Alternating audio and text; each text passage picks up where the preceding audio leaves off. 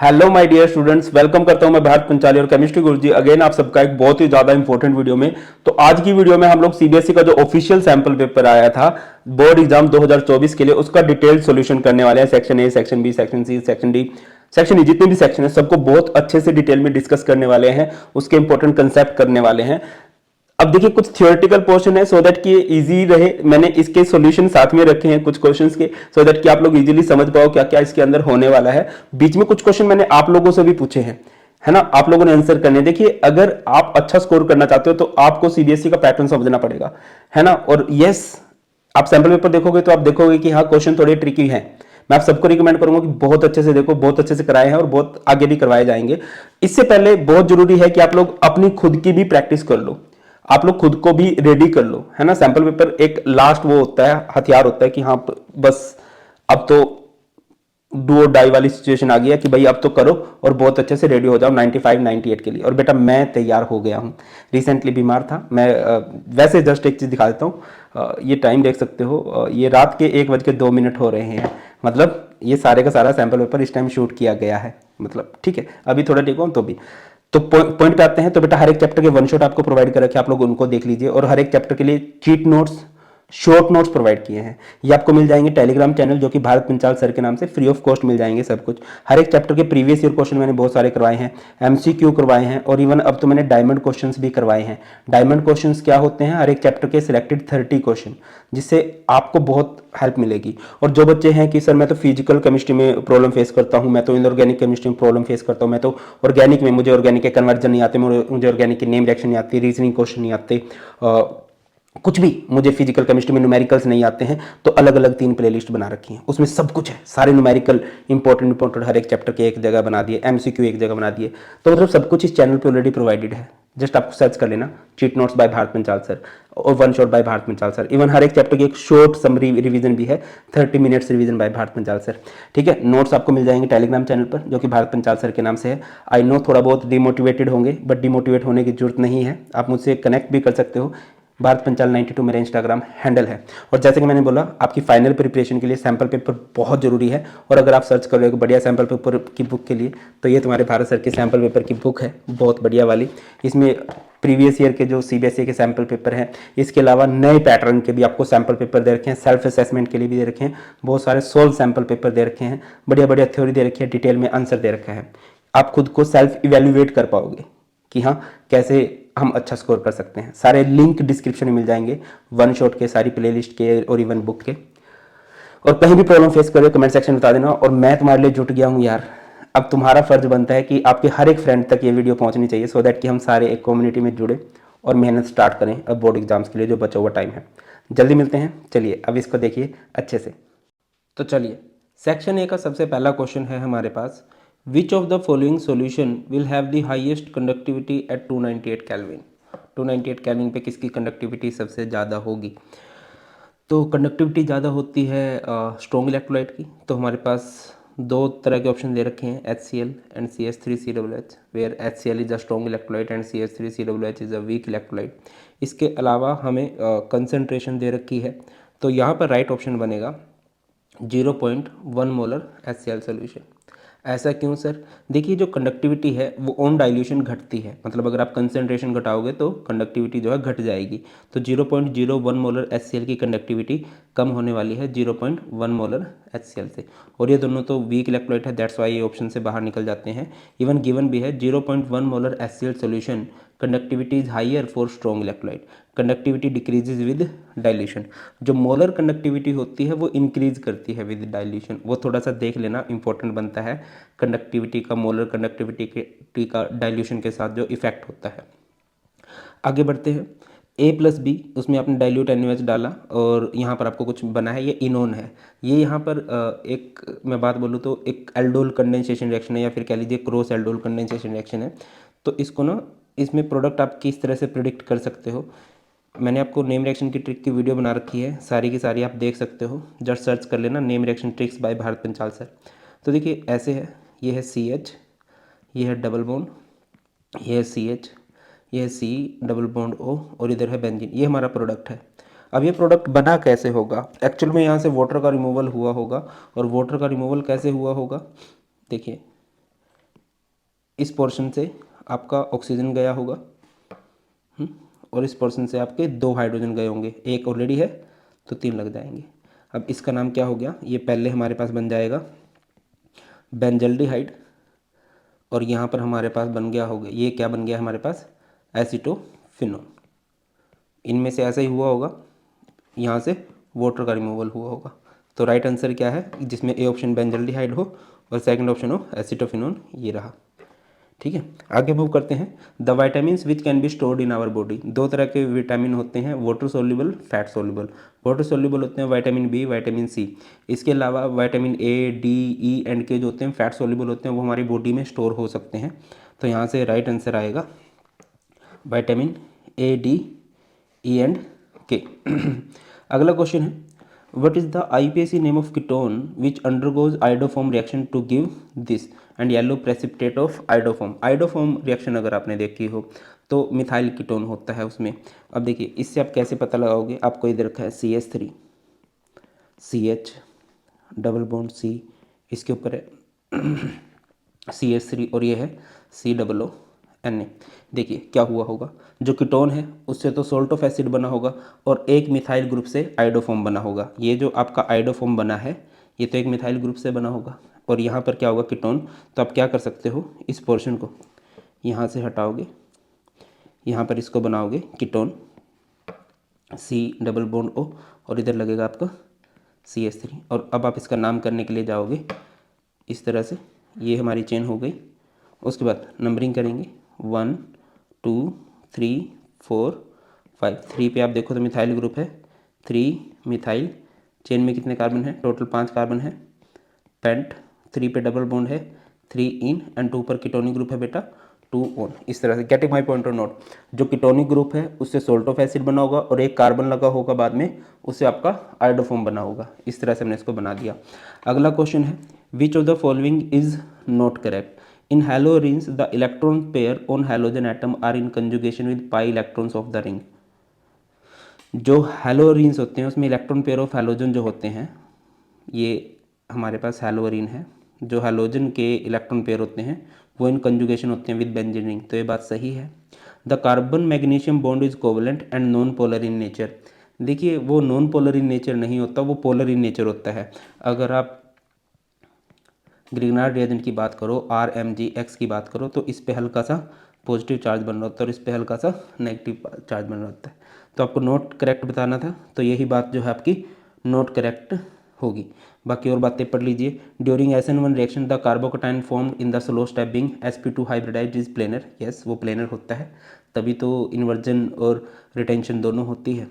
Out of CH2 double bond CHCl C6H5CH2Cl C6H5CH2Cl is more reactive towards SN1 reaction. देखिए benzyl halide है, इसका कार्बोकटाइन ज़्यादा stable होगा due to resonance और इसी की वजह से इसकी रिएक्शन अच्छी मानी जाती हैं। आगे मूव करते हैं। Match the properties with the element of 3D series. Lowest enthalpy of atomisation. 3D series में लोवेस्ट इंथैल्पी ऑफ एटमाइजेशन किसकी होती है ब्रो, जिंक की होती है, क्योंकि उसके पास कोई अनपेयर इलेक्ट्रॉन नहीं होता। जिसके पास अनपेयर इलेक्ट्रॉन होते हैं उनका मेटालिक बॉन्ड स्ट्रॉन्ग होता है, तो उसी वजह से इंथैल्पी ऑफ एटमाइजेशन भी हाई होती है। Show maximum number of oxidation state. Manganese है जो maximum number of oxidation state show करता है, +2 to +7। Transition metal that doesn't form coloured compound. देखिए हर एक ट्रांजिशन मेटल कलर्ड कंपाउंड बनाती है क्योंकि सबके पास अनपेयर इलेक्ट्रॉन होते हैं। बट अगर मैं एक ट्रांजिशन मेटल की बात करूँ उसकी मोस्ट कॉमन ऑक्सीडेशन स्टेट में, तो वो स्कैंडियम है। स्कैंडियम की जब ऑक्सीडेशन स्टेट 3+ चली जाती है तो यहाँ पर हो जाता है Ar18 4s0 3d0। तो इसके पास कोई भी अनपेयर्ड इलेक्ट्रॉन नहीं होता और जब इसके पास कोई अनपेयर्ड इलेक्ट्रॉन नहीं होता तो बस कहानी वहीं पर घटित हो जाती है सारी की सारी, है ना। तो बस देख लीजिए अब कौन सा है। तो फर्स्ट ऑप्शन का है जिंक, यानी कि फर्स्ट आर के साथ कनेक्ट कर रहा है, सेकंड किसके साथ कनेक्ट कर रहा है, क्यू के साथ, RQ। तो ए ऑप्शन सही हो जाएगा यहाँ से, है ना। आगे मूव करते हैं। Which of the following statement is true. Molecularity of reaction can be zero fraction. नहीं, मोलिकुलरिटी जीरो फ्रैक्शनल नहीं होती है, वो ऑर्डर होता है ना। अगला है molecularity has no meaning for complex reaction. Yes, ये बात सत्य है कि कॉम्प्लेक्स रिएक्शन के लिए मोलिकुलरिटी का कोई मतलब नहीं है। अगला है molecularity of a reaction is an experimental quantity. ये बात गलत है, एक्सपेरिमेंटल नहीं है, थियोरेटिकल होती है। Reaction with the molecularity 3 are very rare but are fast. ये कैसी बात लिखी है। आगे मूव करते हैं। Next, in which of the following solvent C4H8NH3 positive X negative is soluble. तो देखिए ये किस में सोल्यूबल है, ईथर में, एसीटोन में, वाटर में, ब्रोमीन वाटर में। देखिए ब्रोमीन वाटर एक कैटलिस्ट होता है, वो ऑर्गेनिक के अंदर यूज होता है। ये सारे के सारे सॉल्वेंट है। इन सॉल्वेंट में से किस में सबसे इजीली घुलेगा, तो वाटर में घुलेगा। सर ऐसा क्यों है, देखो C4H8NH3 पॉजिटिव X नेगेटिव है। पहली बात है नाइट्रोजन है, नाइट्रोजन वाटर के साथ हाइड्रोजन बॉन्ड बना सकता है, तो इसी वजह से सोल्युबिलिटी बढ़ जाती है। दूसरी बात है ये पोलर सब्सटेंस है, तो सबसे बढ़िया पोलर इन गिवन ऑप्शंस में से सबसे अच्छा जो पोलर है वो वाटर है। तो दोनों जो केस फेवर कर रहे हैं, हाइड्रोजन बॉन्डिंग वाला भी और पोलर वाला भी, वो वाटर को ही फेवर कर रहा है। तो दैट्स वाई वाटर में अच्छे से सोल्यूबल होगा। क्लियर है। आगे मूव करते हैं। Which of the following observation is shown by 2 phenyl ethanol with Lucas reagent. देखिए 2 फिनाइल इथेनॉल बना लो पहले तो, CH2 OH और इधर ये है। इसकी रिएक्शन हमने करा दी HCl के साथ ZnCl2, तो ये प्राइमरी अल्कोहल है। और अगर आपको पता हो लुकास रिएजेंट की रिएक्टिविटी का ऑर्डर क्या होता है, tertiary, then secondary and then primary. मतलब प्राइमरी के साथ जो है लीस्ट रिएक्टिव होता है, प्राइमरी के साथ बहुत अच्छे से रिएक्शन नहीं करता, टर्बिडिटी अपीयर नहीं होती है। मतलब हो जाती है बट तभी होती है जब हम हीट करते हैं, जब तक हम हीट नहीं करेंगे तब तक टर्बिडिटी अपीयर होने वाली नहीं है। तो यही लिखा हुआ है, no turbidity will be observed. Clear है। आगे मूव करते हैं। If the initial concentration of substance A is 1.5 molar and after 120 seconds the concentration of substance is 0.75 molar, the rate constant for the reaction if it follows zero order kinetic। Zero order के लिए rate constant का formula क्या होगा, K is equal to R0 minus RT by में T। R0 मतलब initial concentration कितनी है 1.5 minus concentration of reactant after time T कितनी बोली गई है 0.75 और बाई में टाइम कितना दे रखा है आपको 120। जब आप इस सारे को सॉल्व करोगे तो हो जाएगा 0.75 बाय 120। इसको सॉल्व कर लीजिएगा तो आपका आंसर क्या आने वाला है 0.00625 मोल पर लीटर पर सेकंड या मोलर पर सेकंड।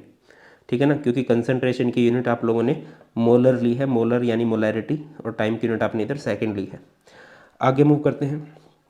नेक्स्ट अभी हमारे पास anisole undergoes bromination with bromine in ethanoic acid even in the absence of iron 3 bromide catalyst. क्यों होता है, अगर आप एनिसोल की ब्रोमिनेशन आप लोगों ने करी हो, ये होता है एनिसोल, मिथॉक्सी बेंजीन को हम लोग एनिसोल बोलते हैं। ठीक है, इन the presence of ethanoic acid ये रिएक्शन होती है, तो ब्रोमिनेशन बढ़िया हो जाती है, ऑर्थो पैरासाइट पे अटैक होता है। इधर अटैक हो गया और इधर अटैक हो गया। तो अब क्वेश्चन ये बन रहा है कि क्यों है, मतलब आपने लुइस एसिड भी नहीं लिया स्टिल रिएक्शन हो गई, क्योंकि ये जो ऊपर ग्रुप लगा है ना OCH3, इसके पास लोन पेयर है, तो इसकी एक्टिवेटिंग पावर बहुत ज़्यादा है। ठीक है, जिसकी वजह से इसकी ज़्यादा एक्टिवेशन की वजह से बेंजीन की वो साइट एक्टिव हो गई ऑर्थो एंड पैरा, तो इजीली अटैक पॉसिबल हो पाया है due to the activation of benzene ring by methoxy group. यही इसका प्रॉपर रीज़न भी होने वाला है। अगला क्वेश्चन है आपको, the trend of which property is represented by the following graph. अब देख लो कुछ इस तरह से ग्राफ है, पहले डिक्रीज है फिर सेम है और फिर इंक्रीज है। ये किसका ग्राफ है, ये ग्राफ है हमारा एटॉमिक रेडियाई का। 3D सीन में पहले डिक्रीज फिर सेम और फिर इंक्रीज होता है।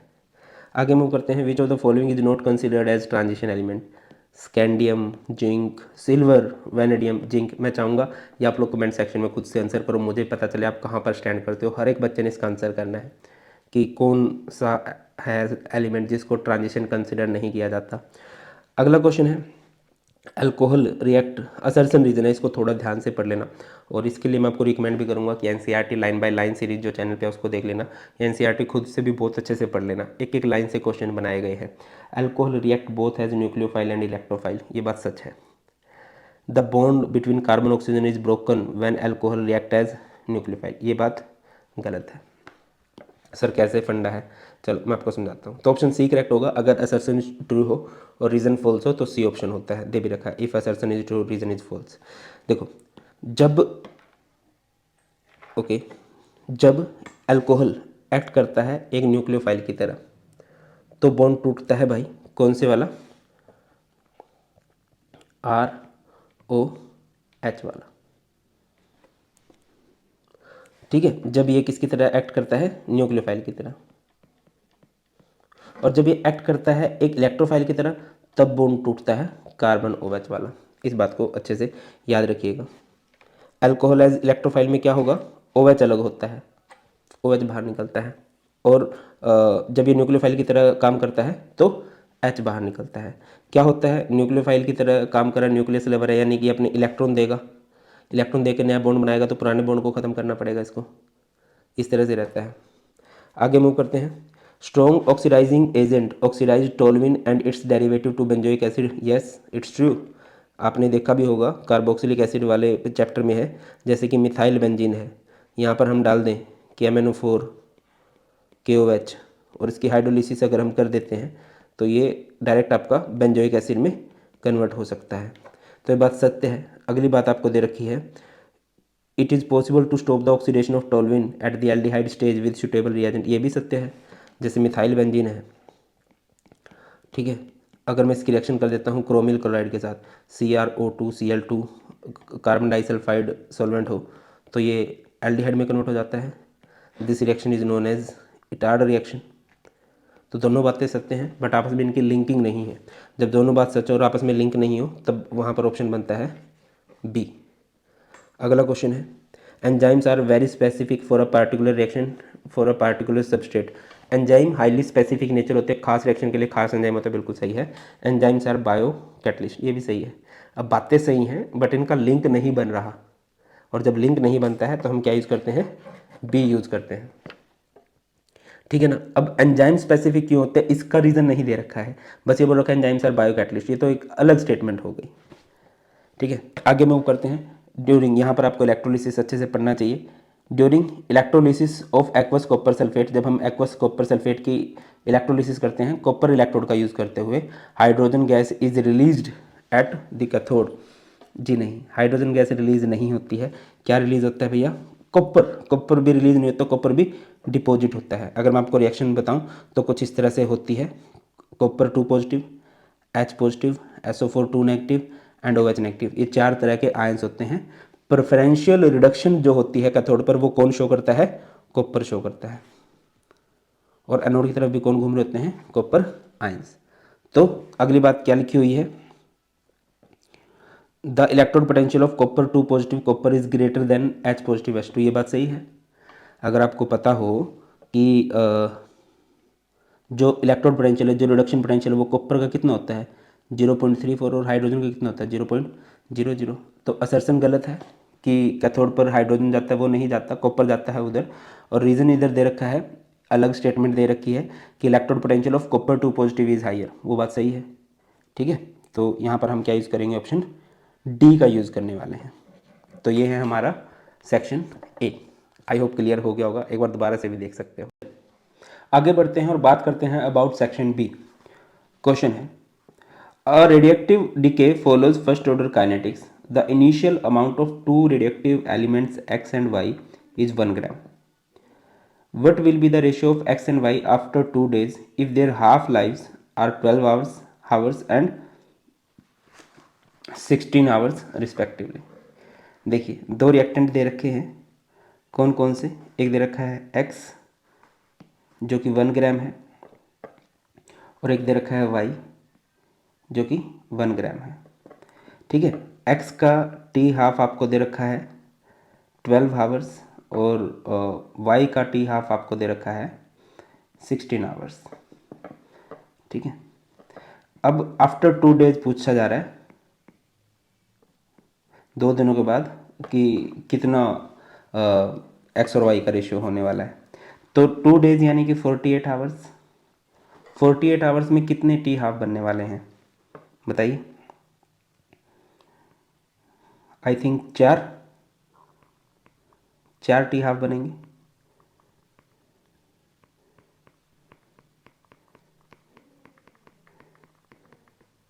यानी कि टोटल कितनी कंसंट्रेशन, देखिए 16 घंटों में 1/2 हो जा रही है, अगले 16 घंटे में जो बची थी उसका 1/2 हो गई, अगले 16 घंटे में, सॉरी 12 घंटों में उसका 1/2 हो गई, अगले 12 घंटे में उसका 1/2 हो गई। तो टोटल अभी कंसंट्रेशन बची कितनी है 48 घंटे, देखो 12 घंटों बाद 1/2 बची, फिर 12 घंटों बाद उसका 1/2 बची, फिर 12 घंटों बाद उसका 1/2 बची, 12 घंटों बाद उसका, तो टोटल कंसंट्रेशन कितनी हो गई, 2 दूनी 4 दूनी 8 दूनी 16, इनिशियल का 1/16 हो चुकी है। यहाँ पर अगर मैं बात करता हूँ यहाँ पर कितना बनेगा भाई, 16 16 कितनी बार आएगा, 3 टाइम्स, ये 1/2 हो गई, ये 1/2 हो गई, ये 1/2 हो गई, यानी कि ये कितना बन गया, 2 दूनी 4 दूनी 8। तो एक्स रेशो वाई अगर आप निकालना चाहो तो ये क्या बनेगा, 1/16 1/8, तो 8/16 यानी कि 2/3। एक्स रेशो वाई कितना आ जाएगा भाई, 2:3 आ जाने अल्लाह, नहीं नहीं नहीं नहीं, मेरा सुपर मैथ है, 8/16 यानी कि 1:2। क्षमा कर दीजिए, इंसान गलतियों का पुतला है। अगले क्वेश्चन पे आ जाते हैं। The hypothetical reaction P + Q gives R is half order with respect to P। जो रिएक्शन है वो P के रिस्पेक्ट में क्या है, हाफ है, और R के रिस्पेक्ट में क्या है, R नहीं, Q के रिस्पेक्ट में, Q के रिस्पेक्ट में 0 ऑर्डर है, तो इसका ऑर्डर क्या होगा, order is sum of powers, तो पावर्स क्या है 1/2 इसका ऑर्डर आ जाने वाला है। आगे मूव करते हैं। नेक्स्ट क्वेश्चन है, ए 5% solution of Na2SO4 sodium sulphate decahydrate, ये आपको दे रखा है, is isotonic with 2% solution of non electrolytic non volatile substance x, find the molecular weight of x. तो देखिए जो फर्स्ट सोल्यूशन है वो आइसोटोनिक है विद सेकंड सोल्यूशन, तो ये 5% दे रखा है। अच्छा, यहाँ पर आई वाला कंसेप्ट भी लगेगा क्योंकि Na2SO4 है, एक इलेक्ट्रोलाइट है, तो आई इंटू में सी इंटू में आर इंटू में टी, और ये यहाँ पर आई नहीं क्योंकि बता नहीं रखा कि कौन है वो। अच्छा, इन्होंने मेंशन भी किया ना नॉन इलेक्ट्रोलाइट है, तो यहाँ पर आई हमारा नहीं लगने वाला, तो यहाँ पर क्या लगेगा सीधा सी इंटू आर इंटू टी। आई कितना आएगा Na2SO4 को अगर आप ब्रेक डाउन करोगे तो 2Na पॉजिटिव SO4 2 नेगेटिव, तो आई आ जाएगा 3। सी क्या होता है, वॉशिंग मशीन 1000 में देगी पिमला, वॉशिंग कितना है, मास कितना है 5% है यानी कि 5 ग्राम, मोलर मास कितना दे रखा है Na2SO4 का भाई 322। यही फॉर्मूला होता है ना सी यानी मोलैरिटी, मोलैरिटी का फॉर्मूला क्या होता है, वॉशिंग मशीन 1000 में देगी, कौन देगी भाई, विमला 1000 में देगी विमला, यही इंटू में आर इंटू में टी, और इस तरफ आ जाओ सी मास हमें दे रखा है इसका 2% यानी 2 ग्राम है, ठीक है। अच्छा, वॉल्यूम ऑफ सॉल्यूशन कितना रह जाएगा 100, यहाँ पर 2 बाय मोलर मास तो हमें पता ही नहीं है इस केस में, 1000 में देगी विमला, वॉल्यूम कितना होगा 2% सॉल्यूशन है 2/100 आएगा, इंटू में आर इंटू में टी। ये चीज़ें कैंसिल होंगी बेटा, आर से आर कैंसिल, टी से टी कैंसिल, 1000/100 से ये कैंसिल हो जाएगा, तो यहाँ पर क्या बचा, मोलर मास अगर आप निकाल लोगे 2 इंटू में 322 बाई में 3 इंटू में 5, जब आप इसको सिंपल आउट करोगे तो आपका आंसर आएगा 42.9 ग्राम, यहाँ पर दे रखा है। क्लियर है, अप्रोक्स इतना ही आएगा, आप खुद से भी ट्राई कर लेना। फॉर्म आइसोटोनिक है तो दोनों को ऑस्मोटिक प्रेशर सेम होगा, फॉर्मूला लगाएंगे है ना ऑस्मोटिक प्रेशर वाला, और वैल्यूज पुट करेंगे, बस इतने मुश्किल क्वेश्चन नहीं आते हैं। अगला क्वेश्चन है, arrange the isomeric dichlorobenzene in the increasing order of their boiling point and melting point. तो क्या जनरली मेल्टिंग पॉइंट का ऑर्डर आता है, और मेल्टिंग पॉइंट में सबसे ज़्यादा किसका होता है, पैरा का, ठीक है, पैरा से कम होता है ऑर्थो का, और सबसे कम होता है मेटा का। बाकी बॉइलिंग पॉइंट का ऑर्डर नहीं पूछा जाता, बाकी मैंने ये एनसीईआरटी से आपको बॉइलिंग पॉइंट का ऑर्डर दिखा दिया।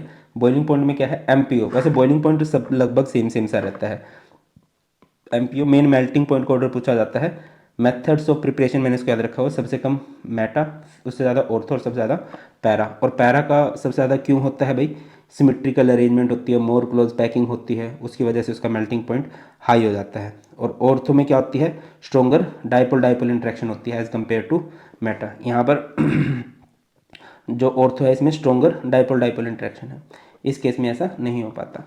अगला क्वेश्चन है एक्सप्लेन वाई, ये बड़ा ट्रिकी सा क्वेश्चन है। Explain why the electrophilic substitution reaction in haloarenes occur slowly and require more drastic condition as compared to those in benzene. देखिए, अगर आप हैलोरिन है बेंजीन के ऊपर एक्स, इसकी इलेक्ट्रोफिलिक सब्स्टिट्यूशन रिएक्शन करवाना चाहो और बेंजीन की इलेक्ट्रोफिलिक सब्स्टिट्यूशन रिएक्शन करवाना चाहो, तो आप ऑब्जर्व करोगे कि ये ईजिली हो रही है, ये थोड़ा डिफ़िकल्टी के साथ हो रही है। देखिए, जो इलेक्ट्रोफिलिक सब्स्टिट्यूशन होती है बेंजीन की, वो बहुत ईजिली तब हो जाती है अगर कोई एक्टिवेटिंग ग्रुप लगा हो, like NH2, like methoxy group, like OH group, वो बेंजीन की एक्टिविटी बढ़ा देते हैं, तो इलेक्ट्रोफिलिक सब्स्टिट्यूशन बहुत ईजिली होने लगती है। बट अगर कोई ऐसा ग्रुप है जैसे हैलोजन है, हैलोजन्स डीएक्टिवेटिंग ग्रुप होते हैं, वो इलेक्ट्रॉन विड्रॉ करते हैं बेंजीन से, तो एक्टिविटी थोड़ी कम हो जाती है। यही लिखा भी गया है, the halogen atom because of its minus I effect has some tendency to withdraw electron from the benzene ring. As a result, ring gets somewhat deactivated as compared to benzene. Hence, the electrophilic substitution reaction in halorines occur slowly and require more drastic condition.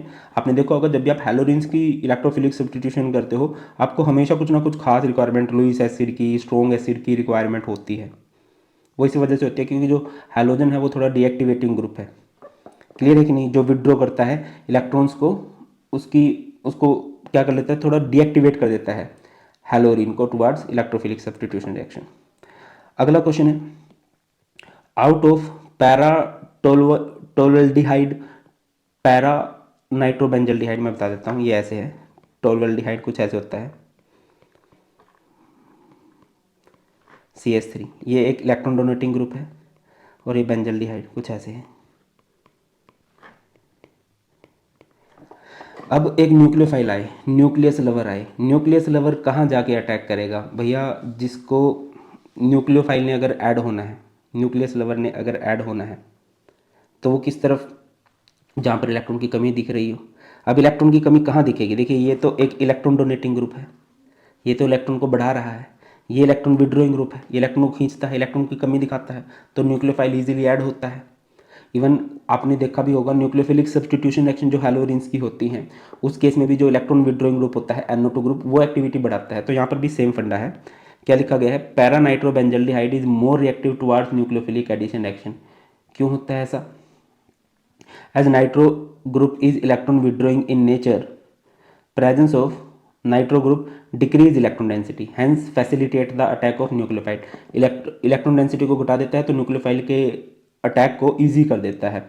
On the other hand जो CH3 group है वो plus I effect, CH3 group जो है electron releasing group है, जो difficult करता है nucleophile के अटैक को। अच्छा, नेक्स्ट है यार, ये मुझे थोड़ा सा मतलब देखो, ये जो आंसर मैंने साथ में लगाए हैं ये बुक से ही लगाए हैं, सॉरी जो CBSE की ऑफिशियल साइट है, बट मुझे एक दो क्वेश्चन के आंसर गलत लगे हैं। ठीक है, जैसे कि ये है, एसीटोन को रिएक्ट करवाया गया है विद 2,4-DNP।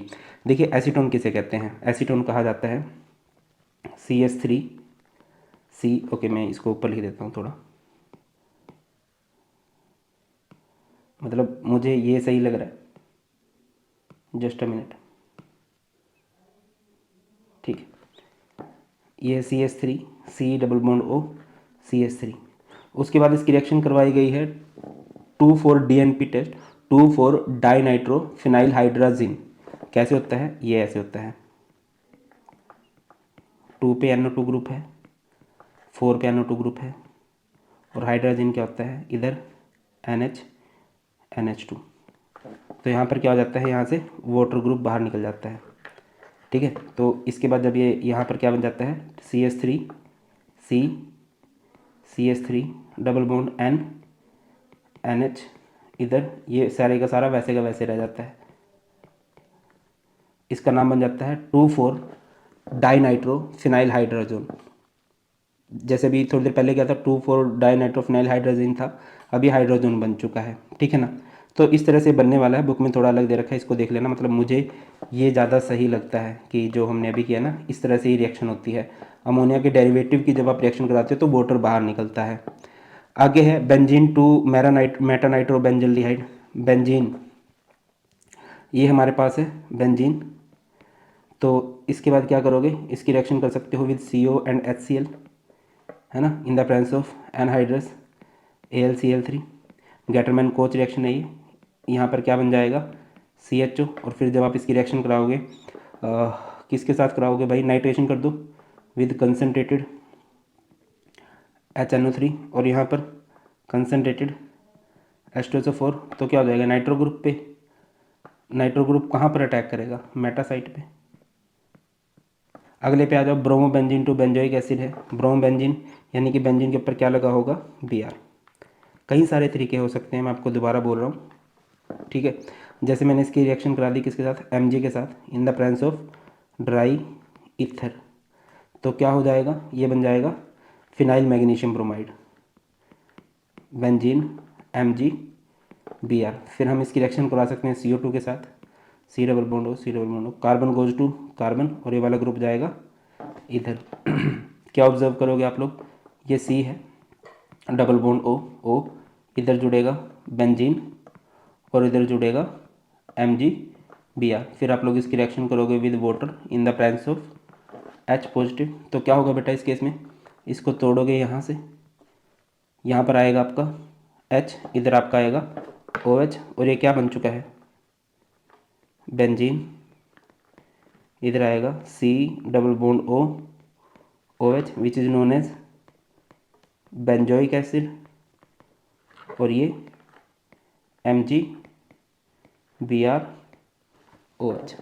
इस तरह से ये होने वाला था। बाकी कई तरीके हो सकते हैं, अगेन आई एम सेइंग।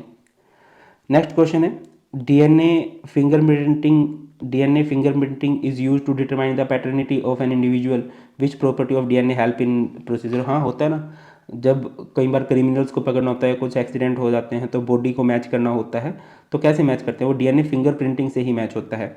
क्या होता है भाई, क्या है ये, which property, a sequence of basis on DNA is unique for a person and it is the genetic material transferred to the individual from the parent which help in the determination of paternity। क्या होता है, एक sequence of basis होता है DNA में जो कि unique होता है हर पर्सन के लिए, और जेनेटिक मटेरियल होता है जो ट्रांसफर होता है फ्रॉम पेरेंट्स टू इंडिविजुअल। इसको बोलते हैं रेप्लिकेशन, रेप्लिकेट करना, फोटोस्टेट करना। ऐसे ही अगली पीढ़ी में चले जाते हैं।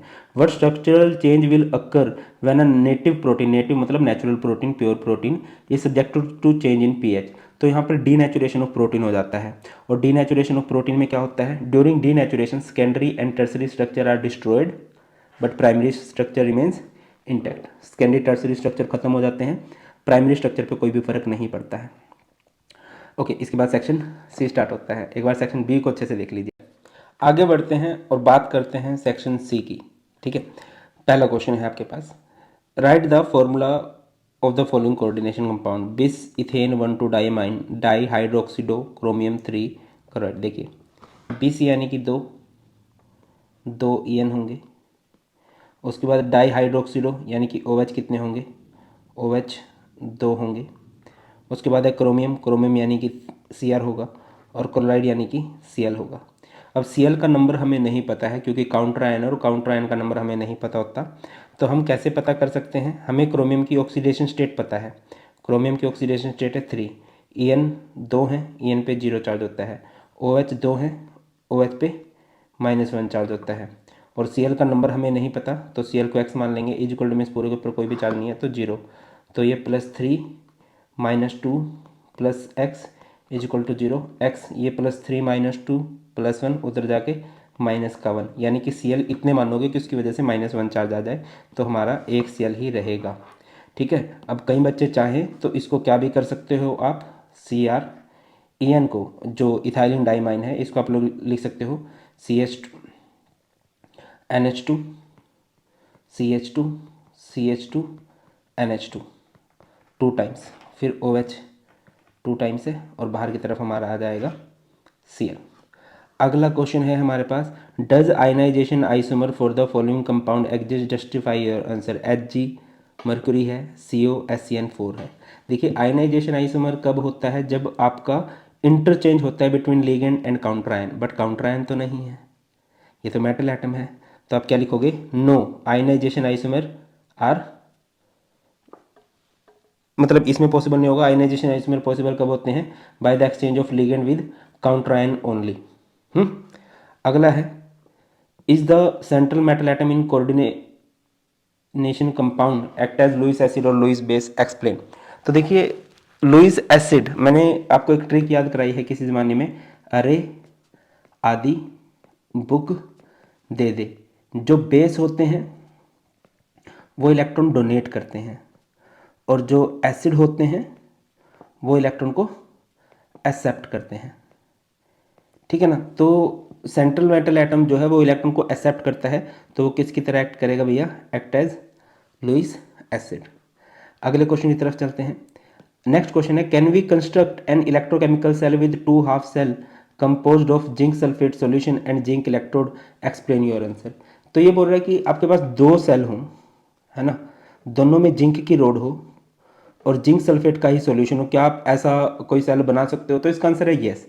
बस आपको यहाँ पर कंसंट्रेशन का डिफरेंस होना चाहिए, कंसंट्रेशन इन सॉल्यूशन की डिफरेंट होनी चाहिए, तब आप बना सकते हो। ये लिखा गया है, yes if the concentration of zinc sulphate in 2 half cell is different the electrode potential will be different, will make this cell possible. उसके बाद है कैलकुलेट, क्या है भाई? Molar conductivity at infinite dilution for Cl negative ion for the data given below. देखिए, आपको क्या दे रखा है? Limiting molar conductivity of MgCl2 दे रखी है। इसका एक्सप्रेशन क्या होगा? Limiting molar conductivity of Mg2 positive plus 2 times of limiting molar conductivity of Cl negative. MgCl2 की कितनी दे रखी है? 258.6। Mg की कितनी दे रखी है? 106। 2 times of limiting molar conductivity of Cl negative निकालना है, तो 258.6 माइनस 106, तो ये 2 times of limiting molar conductivity of Cl negative.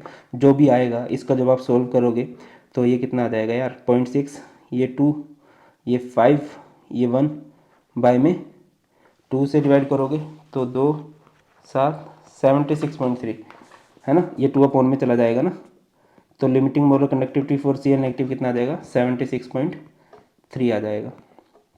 Very nice, superb math.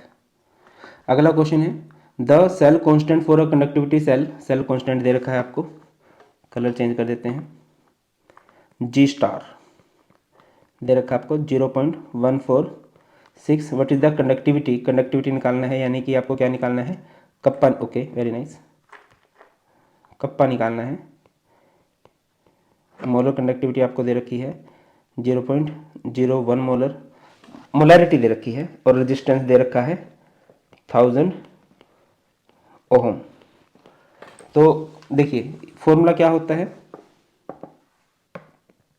Ji star का? सेल कांस्टेंट का फॉर्मूला क्या होता है भाई? कप्पा इंटू आर, ये फॉर्मूला बनेगा। तो यहाँ से आपको कप्पा निकालना है, तो ये क्या हो जाएगा? जी स्टार बाय आर, फॉर्मूले पता होने चाहिए। जी स्टार की वैल्यू कितनी रखी है? 0.146 बाय में 1000, तो ये कितना हो जाएगा? 1.46।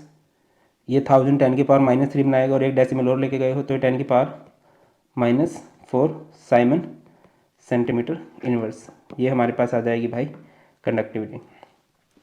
अगला क्वेश्चन है, right the name of the reaction structure and IUPAC name. Phenol react with CHCl3 in the presence of NaOH, and उसके बाद हाइड्रोलिसिस है। CHCl3 है, NaOH है, तो ये कौन सी रिएक्शन होती है भाई? This reaction is known as Reimer Tiemann reaction. ये भी एक नई तरह का ही क्वेश्चन आया है, राइमर टाइमन रिएक्शन। तो फिनॉल है हमारे पास, फिनॉल क्या होता है? जिसमें बेंजीन के ऊपर लगा हो OH।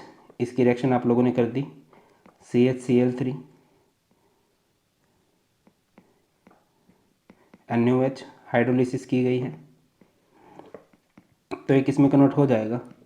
ये हमारा कन्वर्ट हो जाएगा, इसे बोलते हैं सैलिसल्डिहाइड, बाकी इसका दूसरा नाम होता है ortho hydroxy benzaldehyde, ortho hydroxy benzaldehyde.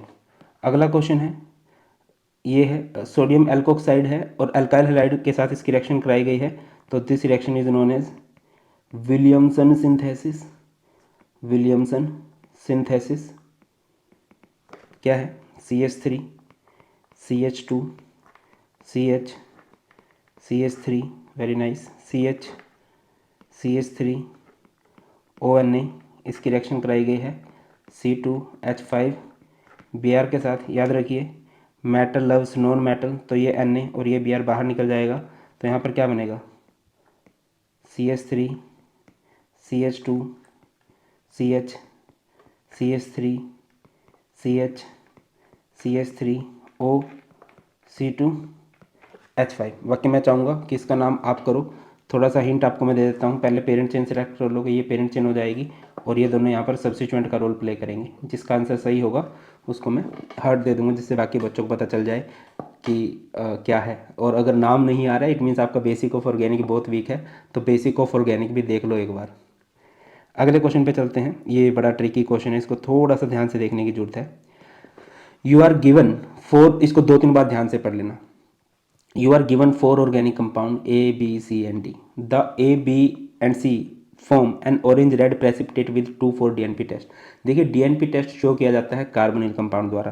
तो याद रखिए जो A, B, C है ये क्या हो गया, चलो मैं इधर लिख भी देता हूँ सो दैट तुम्हारे लिए थोड़ा ईजी हो जाए।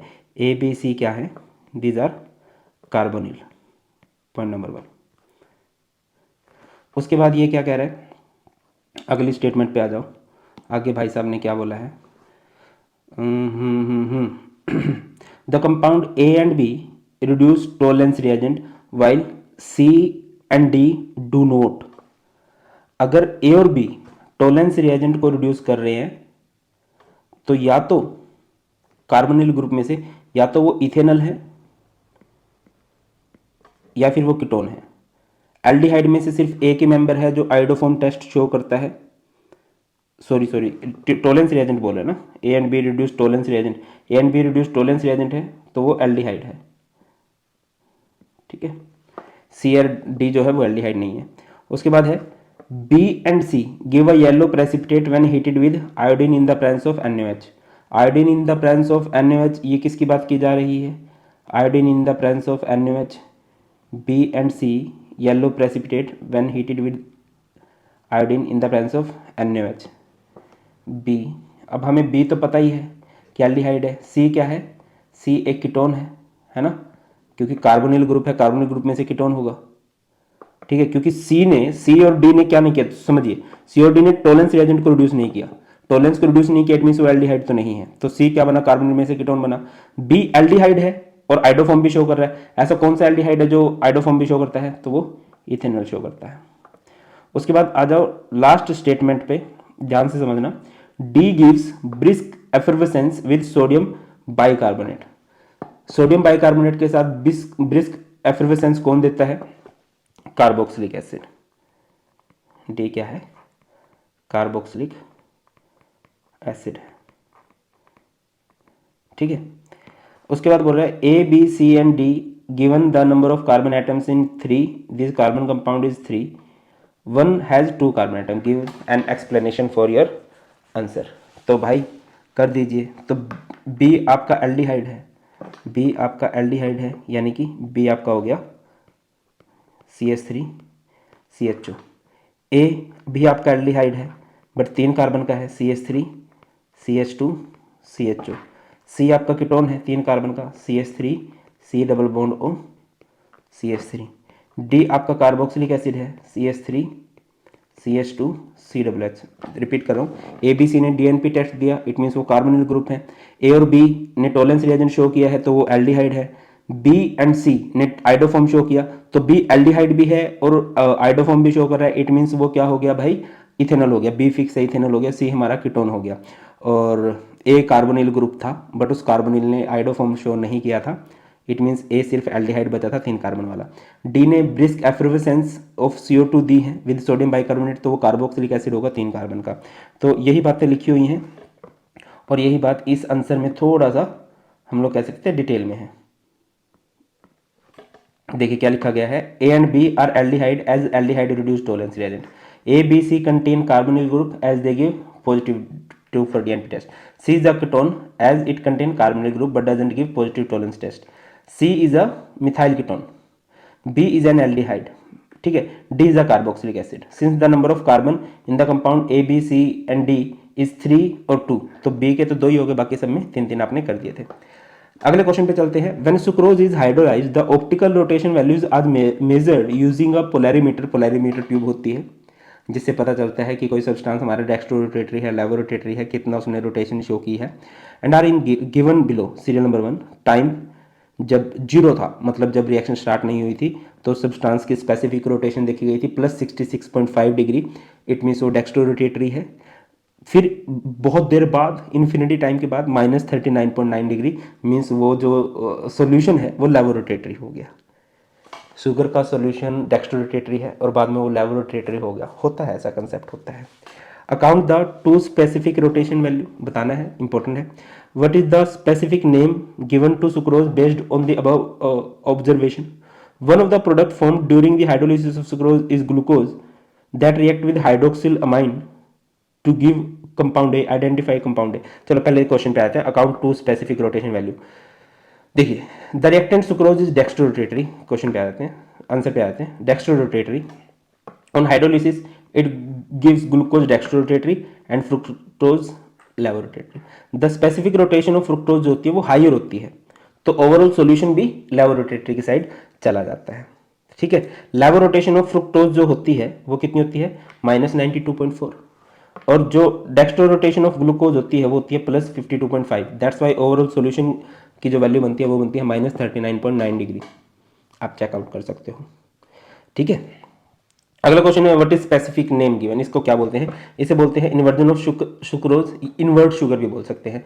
The hydrolysis of sucrose bring about a change in the sign of rotation from dextro to levo. The product is named as invert sugar. उसके बाद है ग्लूकोज। ग्लूकोज को आपने ट्रीट किया है, किसके साथ ट्रीट किया है मेरे भाई, हाइड्रोक्सिल अमाइन के साथ। तो हाइड्रोक्सिल अमाइन के साथ ट्रीट कर दीजिए। जब आप इसको हाइड्रोक्सिल अमाइन के साथ ट्रीट करोगे तो क्या हो जाएगी, यहाँ से O और यहाँ से H बाहर निकलेंगे, H2O बाहर निकल जाएगा, ये बनेगा CH double bond N OH, यहाँ पर आएगा CH OH4 और इधर आएगा CH2OH। इसे बोलते हैं ग्लूकोज ऑक्साइम। क्या बोलते हैं इसे, ग्लूकोज ऑक्साइम। और ये जो रिएक्शन है ये शो करती है प्रेजेंस ऑफ कार्बोनिल ग्रुप को। आगे मूव करते हैं। An organic compound A with the molecular formula +C4H9Br undergoes hydrolysis to form plus minus. Plus minus का मतलब क्या है कि इधर रेसमाइजेशन हो चुकी है C4H9OH। Give the structure of A and right the mechanism of the reaction. तो C4H9Br से बताइए भाई, कार्बन कितने हैं, 4 हैं, तो CH3 CH C2H5Br इस तरह से होने वाला है।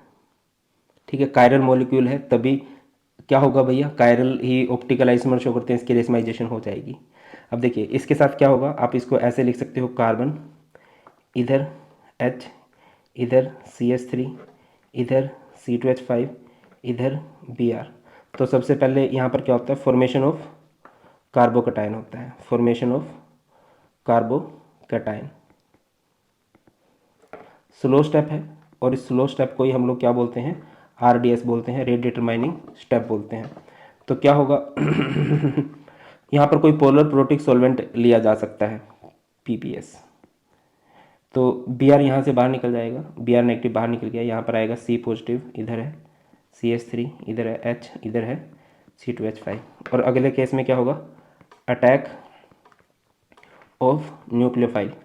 अब ये कार्बोकटायन जो हमारे पास बना है वो क्या बना है, sp2 हाइब्रिडाइज प्लेनर ज्योमेट्री वाला बना है, कुछ इस तरह से, C positive H CH3 C2H5। और जो न्यूक्लियोफाइल है OH नेगेटिव, वो कहीं से भी अटैक कर सकता है, फ्रंट साइड से भी, इधर से जैसे अटैक कर दिया, बैक साइड से अटैक कर, जैसे ये C2H5 है, बैक साइड से भी अटैक हो सकता है, तभी तो डेक्स्ट्रो लेवो दोनों बना है, कुछ इस तरह से। क्लियर होगा, ये इस तरह का होने वाला था। अगला है the rate constant for a reaction at, दो टेम्परेचर दे रखे हैं, T1 200 kelvin, T2 500 kelvin. Rate constant दे रखा है K1 0.0 0.02 और K2 0.20।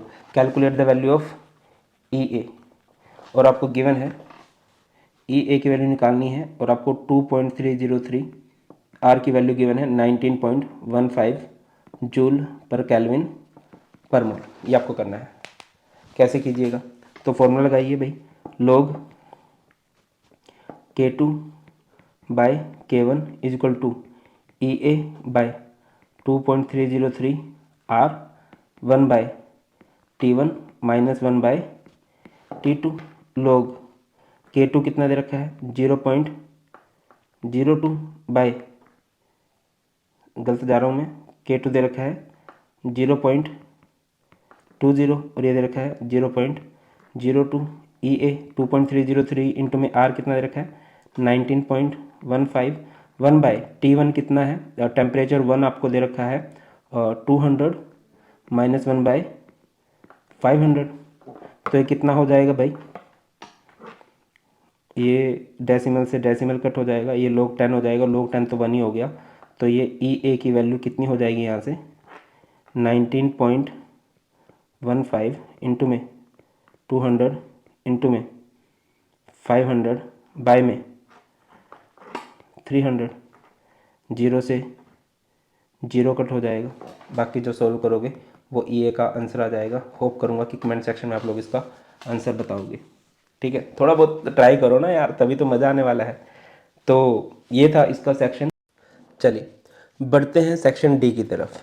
क्वेश्चन आपको दे रखा है मेटल कम्प्लेक्सेस। अच्छा, जो सेक्शन डी है भाई, इसमें केस स्टडी बेस्ड टाइप से क्वेश्चन है। मैं बहुत रिकमेंड करूंगा कि इसको बहुत अच्छे से देखना, बहुत अच्छे से देखना। ठीक है, metal complexes show different colours due to d transition. The complex absorb light of specific wavelength to promote the electron from T2G to EG level. The color of the complex is due to the transmitted light which is complementary of the color absorbed. The wave number of light absorbed by different complexes of chromium ion are given below. ये आपको data दे रखा है। CrA63 negative का wave number दे रखा है, energy कितनी absorb की है।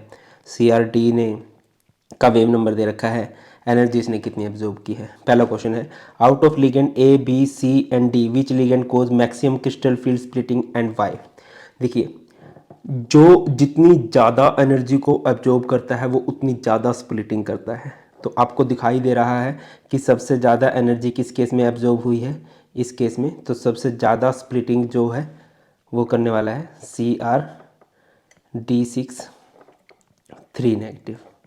ठीक है, लिखा भी गया है। Energy is directly proportional to wave number. Maximum energy of light is required from an electron to jump from T2G to EG। जितनी ज़्यादा एनर्जी ऑब्जॉर्ब होगी उतनी ज़्यादा स्प्लिटिंग भी होगी, ये बात याद रखना।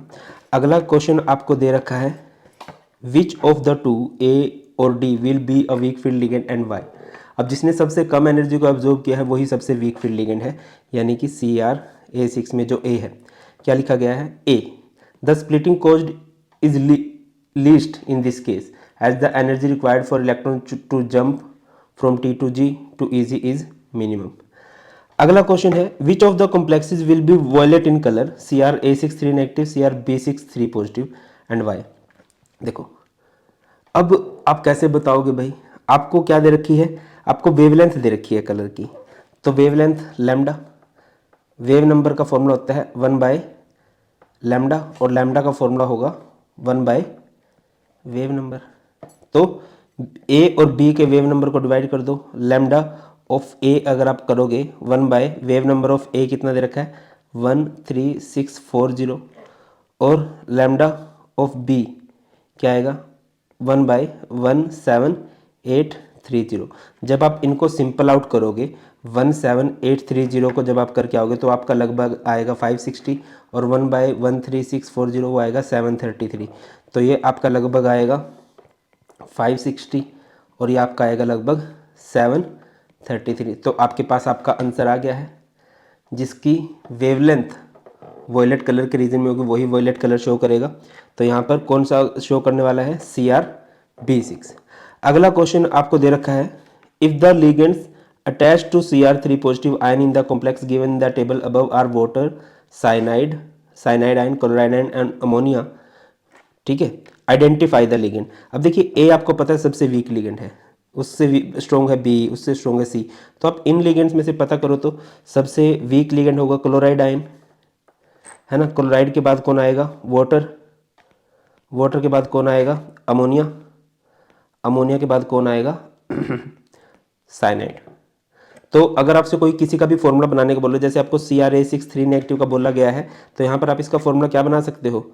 CrCl6 3 negative. अगर आपको कोई CrB6 का फॉर्मूला बनाने को बोलो, CrH2O6 3 पॉजिटिव। ऐसे ही आप C6D6 का बना सकते हो। कमेंट सेक्शन में एक बार जरूर बताना क्या है। क्यों बोलता हूँ मैं? सो दैट कि आप थोड़ा क्लास से इंगेज कर पाओ, सिर्फ यही एक रीज़न है, ठीक है। और मुझे पता चले तुम्हें कितना समझ में आया है। अगला है भाई, ये तो बहुत इतनी बड़ी थ्योरी दे रखी है, तो बहुत अच्छे से पढ़ो। अब मैं इसको पूरे को नहीं पढ़ूंगा, ठीक है, मैं सीधा क्वेश्चंस पे चलूंगा, बट मैं आपको बोलूँगा कि एक बार पॉज करके इस थ्योरी को पढ़ लेना, बहुत फ़ायदेमंद रहेगा आपके लिए। इधर आ जाओ। How many coulombs have been transferred from anode to cathode in order to consume 1 mole of sulfuric acid during the discharging of lead storage cell? देखिए, during discharging of lead storage cell reaction आपको दे रखी है। PbSO4 2 negative give PbSO4 2 negative, PbO 4H positive plus SO4 2 negative को जो आप लिखोगे तो ये बनेगा, इधर मैं लिख दे रहा हूँ। Okay, very nice, happy birthday to you. ये है 2H2SO4, ठीक है। तो क्वेश्चन क्या है? How many coulombs have been transformed from anode to cathode in order to consume 1 mole of sulphuric acid. देखिए, 2 मोल ऑफ सल्फ्यूरिक एसिड को कंज्यूम करने के लिए 2 इलेक्ट्रॉन ट्रांसफर होते हैं। 2 मोल्स ऑफ इलेक्ट्रॉन का ट्रांसफर किया जाता है, तब 2 मोल्स ऑफ H2SO4 कंज्यूम होता है। जब 1 मोल ऑफ H2SO4 को कंज्यूम करना, तो ऑब्वियसली 1 मोल ऑफ इलेक्ट्रॉन्स की रिक्वायरमेंट होगी, और 1 मोल इलेक्ट्रॉन की रिक्वायरमेंट अगर होगी तो 1 मोल इलेक्ट्रॉन यानी कि 1 फैराडे चार्ज, और 1 फैराडे चार्ज यानी कि 96,500 कूलम, ठीक है ना। ये लिखा गया है। आपको रिएक्शन से समझ में आ गया होगा ना, ये रिएक्शन दे रखी थी, यहाँ पर 2 इलेक्ट्रॉन की जरूरत पड़ी है, तब 2 मोल्स ऑफ H2SO4 कंज्यूम किए गए हैं। तो ये आप लोग लिखोगे भी, 2 mole electrons have been transferred from anode to cathode to consume 2 moles of H2SO4. Therefore, 1 mole of H2SO4 require 1 Faraday of electricity. अगला क्वेश्चन है, how much work can be extracted by using lead storage cell if each cell deliver about 2 voltage of, how much work can be extracted? तो delta G का formula क्या आएगा? -NF E nought cell. भाई यहाँ पर तो वैसे 6 voltage cell होते हैं। नंबर ऑफ इलेक्ट्रॉन लॉस और गेन कितने हुए हैं? 2। फैराडे कांस्टेंट कितना है? 96,500। और ई नोट सेल कितना दे रखा आपको? 2 वोल्ट। तो इसको सारे को सोल्व करके आओगे, ये आ जाएगा -386,000 जूल, या फिर -386 किलो जूल। ये है गिब्स फ्री एनर्जी, और वर्क डन जो है वो प्लस में आएगा, वो आप क्या कर दोगे? 386 किलो जूल, ठीक है ना। अगला क्वेश्चन है, do you agree with the statement hydrogen is a green fuel? Give your comment. Okay, आगे बढ़ते हैं। Give your comment for and against this statement, justify your views. तो भैया हाँ, ग्रीन फ्यूल है ये, तो यस और नो दोनों में आंसर करना है, और वो उस पैसेज में ही था सब कुछ, ठीक है ना। आप ध्यान से पढ़ोगे तो आपको आंसर मिल जाएगा। Hydrogen is a fuel that can on combustion gives water as a by product, there are no carbon emission and no pollution cause. तो यस, ये ग्रीन फ्यूल है। बट दिक्कत क्या है? At present the means to obtain hydrogen are electrolysis of water. Water को electrolyse करके बनाया जाता है, और वाटर को इलेक्ट्रोलाइज कराने के लिए हमें फॉसिल फ्यूल्स की जरूरत पड़ती है, ठीक है। उससे कार्बन एमिशन बढ़ता है, अगेन पोल्यूशन तो बढ़ता ही है उससे, ठीक है। बट हम फ्यूचर में शायद कुछ ऐसा तरीका बना देंगे जिससे हमें हाइड्रोजन मिल जाए। वैसे भी यूनिवर्स में सबसे ज़्यादा हाइड्रोजन है, तो हम कह सकते हैं कि हाइड्रोजन एक ग्रीन फ्यूल है। अब नो के लिए अगर हम जाएं, it is true, hydrogen is a fuel that on combustion gives water as a by product, there are no carbon emission and no pollution cause. However at present the means to obtain hydrogen are electrolysis of water which use electricity obtained from fossil fuels and increase carbon emission. Hydrogen is no doubt a green fuel, but the process of extraction is not green as of today. At present, looking at this process of extraction, hydrogen is not a green fuel. Green fuel क्यों बोल सकते हो? क्योंकि इससे pollution नहीं होता जब हम हाइड्रोजन का यूज़ करते हैं। क्यों नहीं बोल सकते? क्योंकि हाइड्रोजन को प्राप्त करने के जितने भी तरीके हैं उसमें इलेक्ट्रिसिटी का यूज़ होता है और इलेक्ट्रिसिटी के लिए कंबशन ऑफ फ्यूल होता है, कार्बन एमिशन होता ही है, तो उस तरह से हम नहीं बोल सकते। ठीक है, तो दोनों हाथों में लड्डू इस तरह से आ जाएंगे। अगला क्वेश्चन है, इमेजिन कर लो यार, इमेजिन करने में क्या है। You are a member of an agency funding scientific research, which of the following project will you fund and why? Safe recycling of lead batteries, extraction of hydrogen. तो दोनों को फंड कर देना है ना, क्या जा रहा है। तो अब उस पे आ जाते हैं, और अगेन ये भी उस पैसेज में दे रखा था, ठीक है, पढ़ लेना। Lead batteries are currently the most important and widely use batteries, हाँ हर जगह यूज होती हैं इन्वर्टर की बैटरी की नहीं। दीज आर रिचार्जेबल, बढ़िया है। The problem is waste management, yes उनकी वेस्ट को मैनेज करना सबसे मुश्किल टास्क है। Which needs research and awareness, currently these are being thrown into landfills, there is no safe method of disposal और recycling. Research into safer method of disposal will reduce the pollution and health hazards caused a great extent। Clear है, आगे move करते हैं। Fuel cell is a clean source of energy, तो उसमें भी थोड़ा पैसा लगा ही देंगे हम लोग। Hydrogen undergoes combustion to produce water, the need of the over is green fuel and hydrogen is a clean fuel. The current problem is obtaining hydrogen, research that goes in to this area will help solve the problem of pollution and will be a sustainable solution. Very nice, थोड़ी English बना लेना, वो बाकी उससे बन जाएगी। Clear है, तो यहाँ पे हमारा सेक्शन डी समाप्त होता है। बढ़ते हैं लास्ट सेक्शन की तरफ, दैट इज सेक्शन ई। इससे जितने भी क्वेश्चन बनते हैं 5 नंबर के बनते हैं और ऑप्शंस होते हैं, चॉइस होती हैं आपके पास। तो चलिए, सबसे पहला क्वेश्चन है, which of the following ions will have a magnetic movement value of 1.73 bm। देखिए, जब मैग्नेटिक मूवमेंट 1 पॉइंट समथिंग हो, इट मीन्स आपको देखना है कि उस आयन के पास 1 अनपेयर्ड इलेक्ट्रॉन हो। अगर मैग्नेटिक मूवमेंट 2 पॉइंट समथिंग है तो अनपेयर्ड इलेक्ट्रॉन 2 होने चाहिए, है ना। 2 पॉइंट समथिंग और वो 3 को अप्रोच कर रहा हो, 3 पॉइंट समथिंग है और वो 4 को अप्रोच कर रहा है, इट मीन्स 3 अनपेयर्ड इलेक्ट्रॉन। इसी तरह 5.9 है, मान के चलो 5 पॉइंट समथिंग है, इट मीन्स कि आपके पास अनपेयर्ड इलेक्ट्रॉन 5 होने चाहिए। तो अब गिवन ऑप्शंस में से किसके पास अनपेयर्ड इलेक्ट्रॉन हमारे 1 बनेंगे? स्कैंडियम, एक तो टाइटेनियम 3 पॉजिटिव के पास बनेगा और एक कॉपर 2 पॉजिटिव के पास बनेगा। चाहो तो ट्राई कर सकते हो, जैसे आप टाइटेनियम 3 पॉजिटिव की कन्फिग्रेशन करते हो, टाइटेनियम का एटॉमिक नंबर होता है 22, कन्फिग्रेशन क्या होएगी AR18 4s0 3d1। सिमिलरली जब आप कॉपर 2 पॉजिटिव की कन्फिग्रेशन करने जाओगे, कॉपर का एटॉमिक नंबर 29 होता है, कन्फिग्रेशन क्या हो जाएगी AR18 4s0 3d9, मतलब इसके पास भी एक अनपेयर्ड इलेक्ट्रॉन है। अगला क्वेश्चन है, in order to protect iron from corrosion which one will you prefer as a sacrificial electrode, nickel और जिंक एंड वाई? देखिए, आयरन का जो इलेक्ट्रोड पोटेंशियल होता है वो होता है -0.44, ठीक है, ये आपको दे रखा है। तो कौन सेक्रीफाइस करेगा जिसकी वैल्यू इससे भी कम हो, रिडक्शन पोटेंशियल की, मतलब इलेक्ट्रॉन लेने की क्षमता इससे कम हो, इलेक्ट्रॉन देने की क्षमता इससे ज़्यादा हो, और वो किसकी होती है भैया? जिंक की होती है। लिखा गया है zinc, it has a more negative electrode potential, so it will corrode itself in place of iron. सेक्रेट होता है ना, पुरानी बॉलीवुड की फिल्मों में होता था, वीरू अब मुझे, जय वीरू, हाँ वीरू अब मुझे जाने दे, मेरी ज़िंदगी यहीं तक। इसी तरह से जिंक बोलता है आयरन को कि आयरन मुझे जाने दे, मेरी ज़िंदगी यहीं तक है। क्लियर है, ऐसा कुछ होता है। अगला क्वेश्चन होता है, the second ionisation enthalpy of chromium and manganese are 1592 to 1509 okay kilo joule per mole, explain the lower value of Mn। देखो यार, सेकंड निकालो ना, यानी कि एक इलेक्ट्रॉन निकाल लिया है आपने।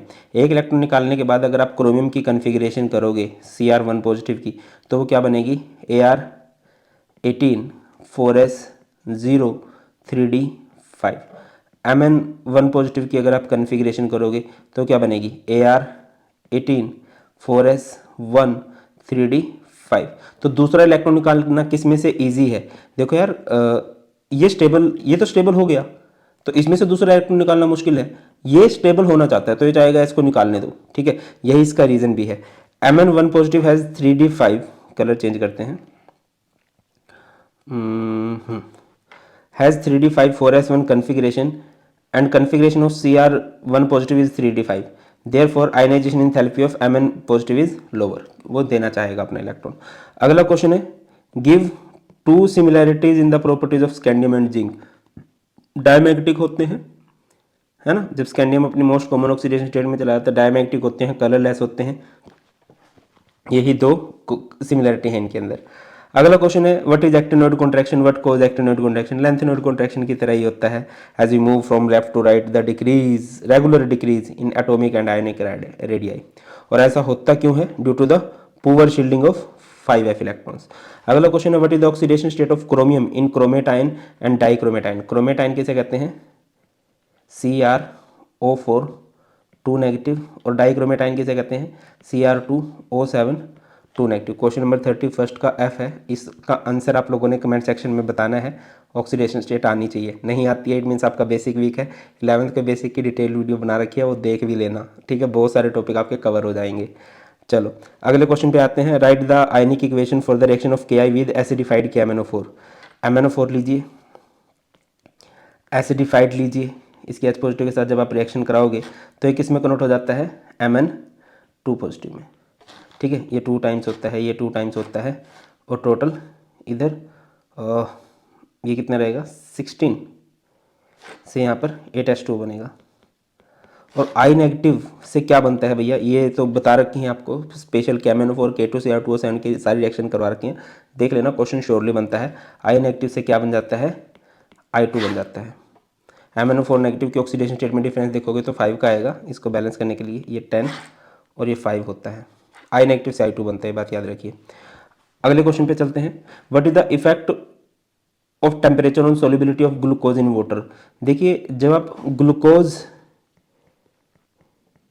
In water is an endothermic process, कैसी प्रोसेस है भाई, एक एंडोथर्मिक प्रोसेस है, और एंडोथर्मिक प्रोसेस है तो क्या होगा, if temperature is raised solubility जो है वो इंक्रीज होगी, सोल्युबिलिटी इंक्रीजेज। अगला क्वेश्चन है Ibrahim, nice name, collected 10 milliliter each of fresh water and ocean water. He observed that one sample labeled P froze at 0 degree Celsius while the other Q at minus 1.3 degree Celsius. Ibrahim forgot which of the two P or Q was ocean water. Help him identify which container contain ocean water, giving rationalization for your answer. तो simple है ना यार, pure water 0 degree Celsius पे freeze होता है, जो दूसरे वाला वाटर होगा वो उसके साथ क्या फंडा है, डिप्रेशन में फ्रीजिंग पॉइंट एक कंसेप्ट होता है, ओशन वाटर के अंदर थोड़ा इलेक्ट्रोलाइट होगा तो जिसकी वजह से उसका फ्रीजिंग पॉइंट लोअर डाउन हो जाएगा, क्लियर है, लिखा भी गया है, जो सैंपल क्यू है is ocean water due to the presence of salt it freezes at lower temperature.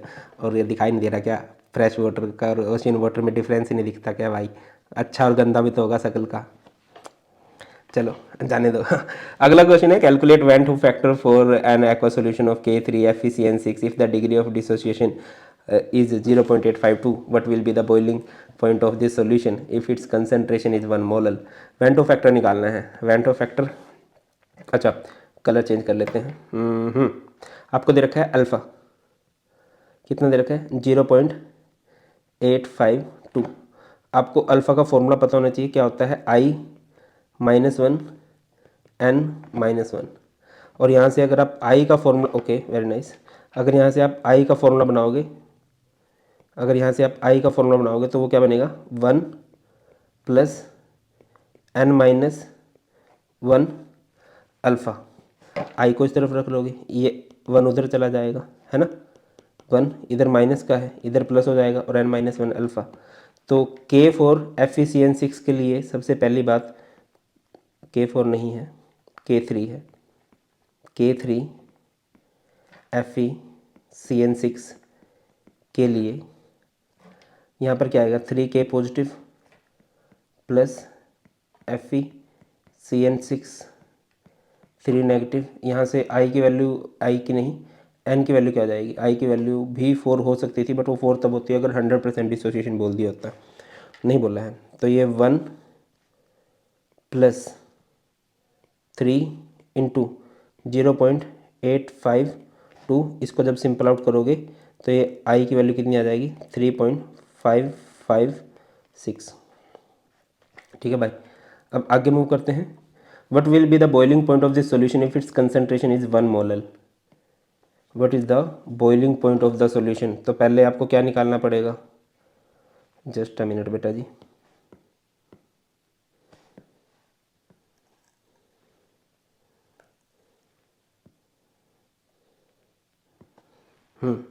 Delta T B equal to क्या होगा, आई इंटू में के बी इंटू में एम। आई कितना है 3.556, के बी की वैल्यू ये दे रखी है, आपको लिखनी है, प्रॉपर स्टेप के नंबर मिलते हैं 0.52, और एम मोलैलिटी आपको दे रखी है 1 मोलर। तो जब आप इसको सिंपल आउट करोगे तो ये कितना आएगा 1.85। क्लियर है। अब यहाँ से boiling point of solution, delta T B का फॉर्मूला क्या होता है, delta T B is T B minus T nought B. तो बॉइलिंग पॉइंट ऑफ सॉल्यूशन क्या हो जाएगा, delta T B plus T nought B. Delta T B कितना है 1.85, और T nought B boiling point of pure water, Celsius में करोगे तो 100 डिग्री सेल्सियस है, और अगर केल्विन में करोगे तो 373.15 है। तो कमेंट सेक्शन में एक बार बता देना कि क्या आया है। ये क्वेश्चन नंबर 32 का सी। इतने क्वेश्चन इसलिए पूछ रहा हूँ अगेन इंगेजमेंट के लिए। नेक्स्ट क्वेश्चन है, अच्छा ये और का पार्ट है भाई, what type of deviation from Raoult's law is expected when phenol and aniline are mixed. देखिए फिनोल होता है बेंजीन के ऊपर OH, ठीक है ना, और ये क्या होता है एनिलीन बेंजीन के ऊपर NH2। तो उनके बीच में हाइड्रोजन बॉन्डिंग पॉसिबल है, और जब हाइड्रोजन बॉन्डिंग पॉसिबल है तो स्ट्रॉन्ग इंटरमोलिकुलर फोर्सेज होती हैं, तो यहाँ पर नेगेटिव डेविएशन होगी, नेगेटिव डेविएशन होगी। What change in the net volume, change in volume क्या होगा, डेल्टा वी लेस देन 0 होगा, यानी कि डेल्टा वी नेगेटिव होगा। चेंज इन हीट पूछा जाए, चेंज इन हीट भी नेगेटिव हो जाएगा। क्लियर है। ग्राफ की अगर आपको हेल्प पूछी जाए,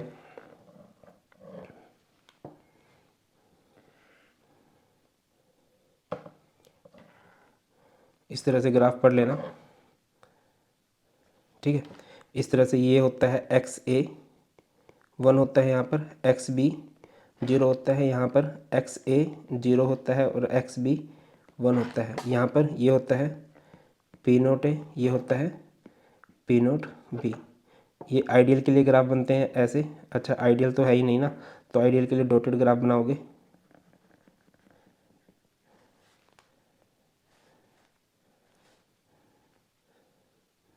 कुछ इस तरह से। ये समझ आने सीधे हैं।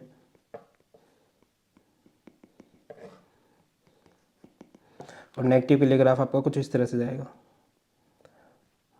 जो आइडियली एक्सपेक्टेड होता है उससे लोअर ग्राफ होता है। ये PT है, PA प्लस PB, ये क्या है, ये PA है, PA is P0 A into XA, और ये PB है P0 B इंटू XB।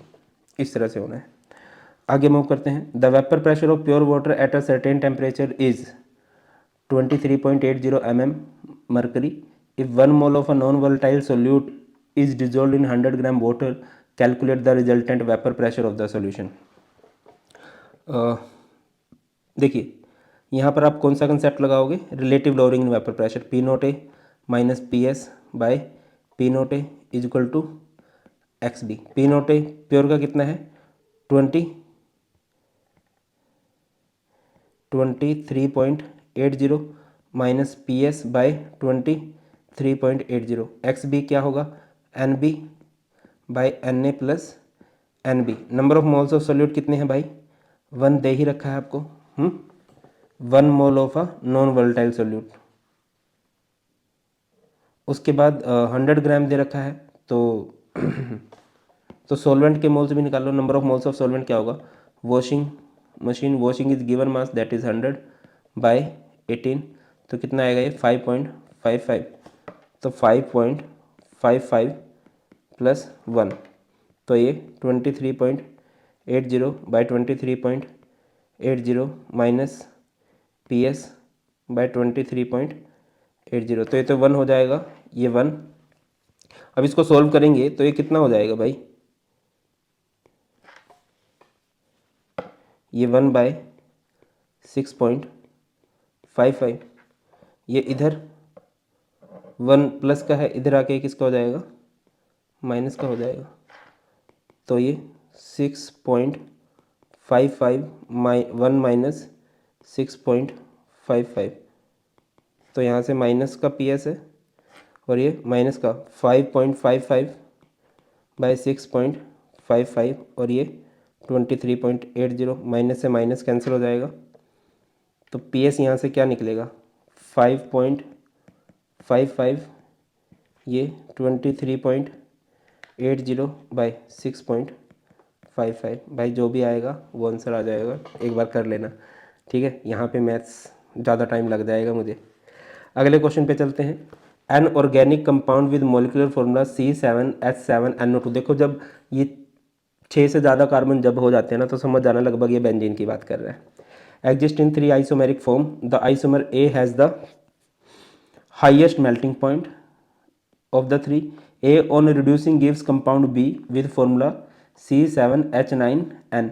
इसकी रिडक्शन करा के आपको ये मिल गया, यानी कि ऑक्सीजन तो चला गए हैं, हाइड्रोजन अब बढ़ गए हैं, ठीक है। फिर उसकी NaNO2HCl, NaNO2HCl याद कर लो, ये तो डाइहाइड्रोटाइजेशन रिएक्शन है, सिंपल है, ठीक है। C H3PO2 है, रिड्यूसिंग एजेंट है, उसकी रिडक्शन करके क्या बना देगा भाई, बेंजीन में कन्वर्ट करेगा बस। तो करो ना, स्टार्ट करते हैं। तो A क्या है, ये बेंजीन है, C7 है यानी एक कार्बन ज़्यादा है, CH3, और इसका बॉइलिंग पॉइंट सबसे ज़्यादा है यानी पैराफॉर्म है, ठीक है। इसकी रिडक्शन की गई है, रिडक्शन किसके साथ करवाना बेस्ट रहेगा, FeHCl के साथ कराना बेस्ट रहेगा। तो ये क्या हो जाएगा, कुछ इस तरह से, इधर CH3 इधर लगा रहेगा, इधर NH2 लग जाएगा, रिडक्शन हो जाएगी तो NO2 से क्या बन जाएगा भाई, NH2 हो जाएगा, ठीक है। फिर उसकी रिएक्शन किसके साथ करवाई गई है,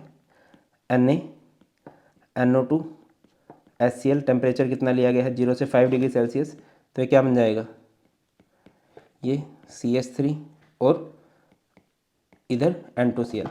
फिर इसकी रिएक्शन कराई गई है विद H3PO2, तो ये नीचे वाला डाइजोनियम क्लोराइड खत्म हो जाएगा, ये सिर्फ CH3 बचेगा।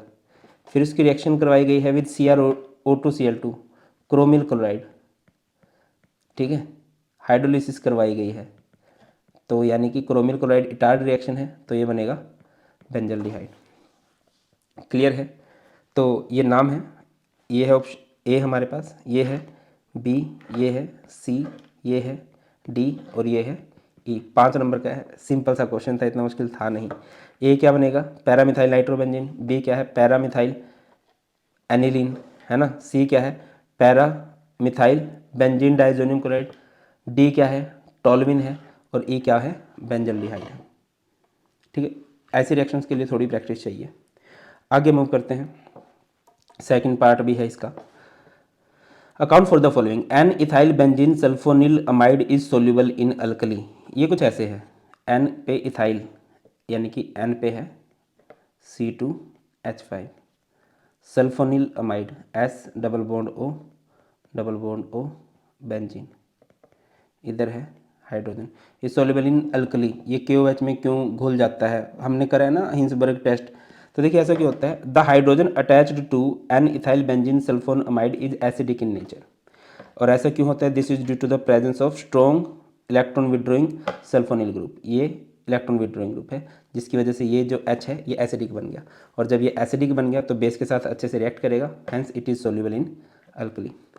अगला क्वेश्चन है, ये भी फेमस क्वेश्चन है और NCERT की छोटी सी लाइन से दे रखा है, reduction of nitrobenzene using FeHCl is preferred over SnHCl। देखिए जब आप Fe को HCl के साथ डालते हो तो यहाँ से हाइड्रोजन तो रिलीज होता ही है, प्लस में FeCl2 बन जाता है, और वो FeCl2 रिएक्शन में जो पानी बन रहा है उसके साथ रिएक्शन करके दोबारा से FeHCl बनाता रहता है, और इस तरह से रिएक्शन चलती चली जाती है, यही लिखा भी गया है। Reduction with iron scrap and hydrochloric acid is preferred because FeCl2 formed gets hydrolyzed to release hydrochloric acid। FeHCl की जब रिएक्शन होती है तो FeCl2 बनता है, जो दोबारा से वाटर के साथ रिएक्शन करके दोबारा से हाइड्रोक्लोरिक एसिड हमें दे देगा।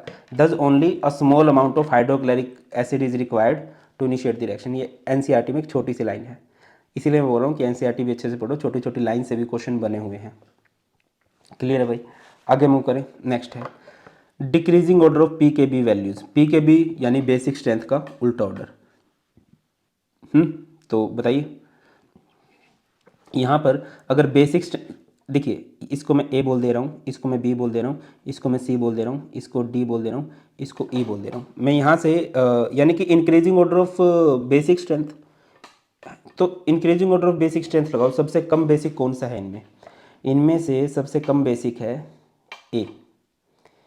ए से ज़्यादा बेसिक कौन है भाई, ए से ज़्यादा बेसिक है बी, बी से ज़्यादा बेसिक है अमोनिया ई, ई से ज़्यादा बेसिक है सी क्योंकि मिथाइल ग्रुप बेंजीन के साथ लग गया, और इनमें सबसे ज़्यादा बेसिक होगा डी। अब ये बेसिक स्ट्रेंथ जब आपको पता चल गई, ये क्या है, increasing order of basic strength आएगा। बेसिक स्ट्रेंथ ऑफ अमाइन से क्वेश्चन, ऑर्गेनिक की पूरी प्लेलिस्ट बना रखी है मैंने, ठीक है। तो चलो अब फिर ये साइन चेंज कर दो, A B E C D, ये क्या हो जाएगा, डिक्रीजिंग ऑर्डर ऑफ पी के बी वैल्यू। उसके बाद है increasing order of solubility in water, इनमें से कौन सबसे ज़्यादा सोल्यूबल है, इंक्रीजिंग ऑर्डर यानी कि सबसे पहले सबसे कम, तो ये तो ऑर्डर में ही लगे हुए हैं।